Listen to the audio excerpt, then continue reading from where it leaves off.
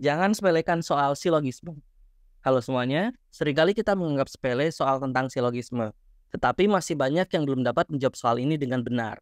Soal ini termasuk salah satu jenis soal yang cukup mudah, asal kita tahu teori cara pengambilan keputusan yang benar.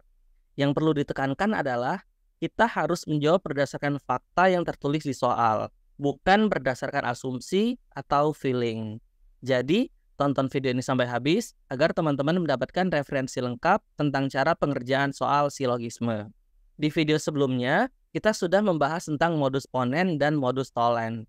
Jika teman-teman tertarik, silahkan klik tautan yang ada di pojok kanan atas setelah menonton video ini. Kali ini, kita akan melanjutkan pembahasan tentang beberapa jenis silogisme. Saya sudah menuliskan 3 jenis silogisme, yaitu silogisme hipotetik, silogisme kategorik, dan silogisme alternatif. Yang pertama yaitu silogisme hipotetik. Nah, silogisme jenis ini ditandain dengan kalimat biasanya adalah jika bla bla bla bla, maka bla bla bla bla. Nah, contohnya yaitu jika premis 1 menyebutkan jika P, maka Q. Premis 2 kemudian P. Nah, kesimpulannya adalah Q. Nah, di sini adalah salah satu jenis contoh dari silogisme hipotetik. Jenis silogisme ini adalah silogisme yang paling umum atau paling sering kita lihat. Kemudian selanjutnya adalah silogisme kategorik. Nah, di sini misalnya premis 1 adalah P adalah Q. Kemudian premis 2 Q adalah R atau semua Q adalah R. Maka kesimpulannya adalah P adalah R. Silogisme ini tentunya juga salah satu silogisme yang umum dan sering kita lihat. Yang selanjutnya, silogisme terakhir yang sering kita lihat adalah silogisme alternatif. Ditandai dengan adanya kata atau dan. Contohnya, jika premis 1 P atau Q, kemudian premis 2-nya adalah P, maka kesimpulannya adalah negasi Q.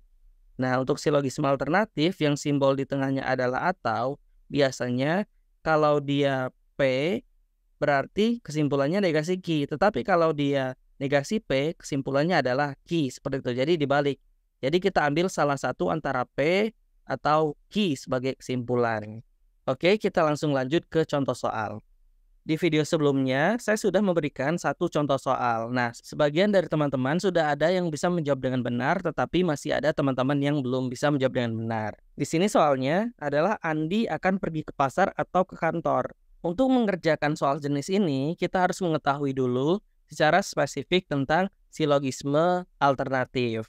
Nah, bentuk paling umum dari silogisme alternatif ini adalah yang pertama, premis 1 P atau Q, kemudian premis 2 P, maka kesimpulannya adalah negasi Q. Selanjutnya, premis 1 adalah P atau Q, premis 2-nya negasi P, maka kesimpulannya adalah Q. Nah, kalau kita amati di antara dua alternatif ini, jika alternatif pertama atau P diterima, maka kesimpulannya adalah negasi Q yang berbanding terbalik dengan Q. Sebaliknya, jika premis 2-nya adalah negasi P, maka kesimpulannya adalah Q. Jadi ini bisa dibalik atau berlawanan hubungannya. Kita kembali ke soal nomor 5. Tadi Andi akan pergi ke pasar atau ke kantor. Jadi pergi ke pasar adalah P, ke kantor adalah Q. Jadi P atau Q. Premis keduanya, Andi tidak pergi ke pasar. Berarti ke pasar tadi kan P. Tidak pergi ke pasar berarti negasi P. Sehingga kesimpulannya adalah Q, yaitu Andi pergi ke kantor. Jadi jawabannya adalah B. Andi pergi ke kantor. Selamat buat teman-teman yang sudah bisa menjawab soal ini dengan benar. Oke, selanjutnya yaitu soal nomor 6. Jika besok hari Minggu, maka Andi tidak masuk ke kantor. Jika tidak masuk ke kantor, Andi akan senang. Andi tidak senang. Nah, kita tuliskan dulu. Jika besok hari Minggu misalnya P, maka Andi tidak masuk kantor. Ini kan tidak, berarti negasi. Maka tidak masuk kantor berarti negasi Q. Jika tidak masuk kantor, Andi akan senang. Tidak masuk kantor kan berarti negasi Q. Maka Andi akan senang. Andi akan senang kan berarti R. Nah, kita cek lagi materi tentang silogisme hipotetik. Berarti kesimpulannya adalah karena ini sama, jadi ini bisa dicoret. Negasi Q dan negasi Q bisa dicoret menjadi P maka R. Nah, kemudian premis yang ketiga, Andi tidak senang. Andi tidak senang adalah negasi R. Kenapa negasi R? Karena Tadi Andi akan senang atau Andi senang ini adalah R. Berarti kalau tidak senang, berarti negasi R. Jadi kesimpulannya adalah negasi P. Ini adalah salah satu bentuk modus tolen. Karena P tadi besok hari Minggu, berarti negasi P yaitu besok bukan hari Minggu. Berarti jawabannya adalah C. Selanjutnya soal nomor 7. Jika hari ini hujan, maka petani akan senang. Jika petani senang, maka produksi beras bertambah. Hari ini tidak hujan. Oke, kita tuliskan dulu. Jika hari ini hujan, misalnya P, kemudian maka petani senang, Q. Berarti P maka Q atau Q. Jika petani senang, maka produksi beras bertambah. Petani senang tadi kan Q. Q, maka produksi beras bertambah. Kita anggap sebagai R. Nah, ini kita simpulkan dulu. Simpulannya adalah ini bisa dicoret, ini bisa dicoret. P maka R. Kemudian premis yang ketiga adalah hari ini tidak hujan. Jadi negasi P.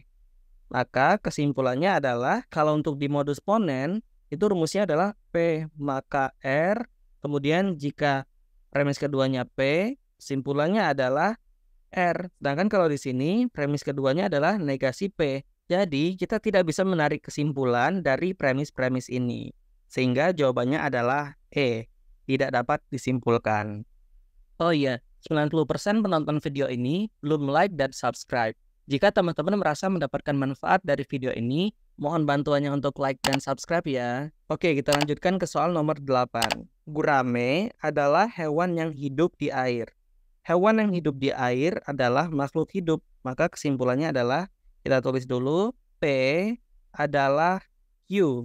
Gurame adalah hewan yang hidup di air. Kemudian, hewan yang hidup di air, yaitu Q, sama dengan makhluk hidup, yaitu R. Nah, di sini adalah jenis silogisme kategori.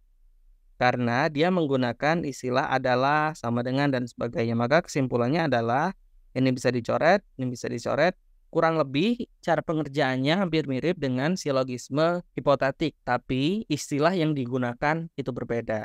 Jadi kesimpulannya adalah P sama dengan R. Tadi P adalah gurame, kemudian R-nya adalah makhluk hidup. Jadi jawabannya adalah D. Selanjutnya itu soal nomor 9. Gajah adalah hewan mamalia.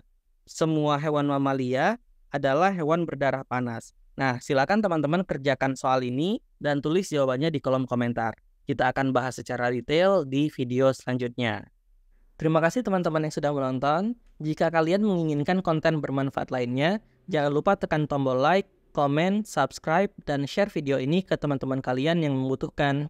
Sampai jumpa di pembahasan soal berikutnya.